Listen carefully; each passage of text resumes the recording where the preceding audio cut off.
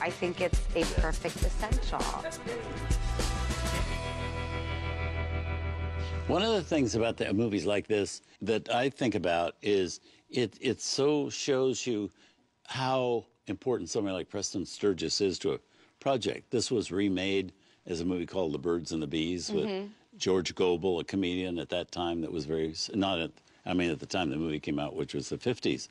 And David Niven, who's, good, Mitzi Gaynor, who's good and everything. Very talented people, but it just fell very flat. And it's the same basic story.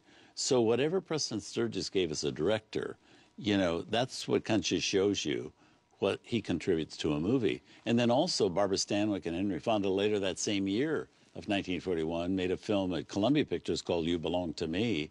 And, it just went with a thud. It didn't have any of the brightness, any of the charm. So, even actors as good as Fonda and Stanwyck have to have somebody like a Preston Sturges and a great script to have the results that you get in The Lady Eve. I read a great thing, which is that Preston Sturges used to dress rather garishly to stand out from the crowd of actors and the crew members because it was sort of a large, lively set.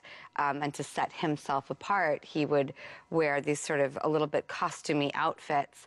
And I also read that Barbara Stanwyck and Henry Fonda, instead of going back to their trailers, like many people do during breaks, would stay in the chairs with him, with Preston Sturges, and sit around and talk about the scene they were doing and have a really fun, lively time. And that Preston Sturges even wore a robe for one of the scenes for Barbara Stanwyck, sort of like humor and pleasure. And it's like, that's the kind of playfulness that comes across on screen. And I do believe that sort of Jerry Lewis philosophy that, the energy of what happens in the room is what goes on to the emulsion of the film. And, if those stories are true, then I think you feel that joy and camaraderie and playfulness, and you get into such a rhythm. I can't tell you how much downtime is death to a movie, because you're on the set, you've got a momentum, you're finally feeling the rhythm, you've shaken off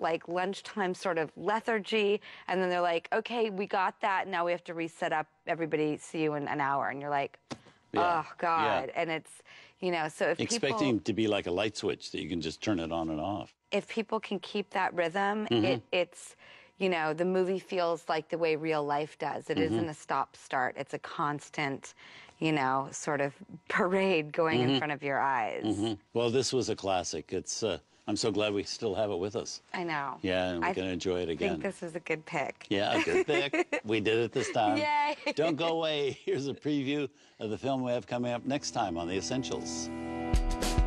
Anna and the King of Siam feels current and relevant today. Irene Dunne was one of the most versatile and beautiful actresses that we ever had in Hollywood. I love the journey of what Anna and the King bring to each other's lives. This is the movie that really introduced Rex Harrison to moviegoers around the world.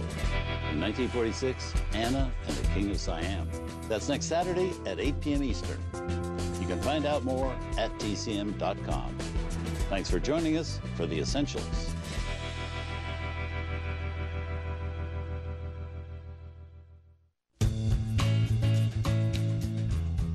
Tonight on TCM's Summer Under the Stars, Charles Coburn figures the more the merrier.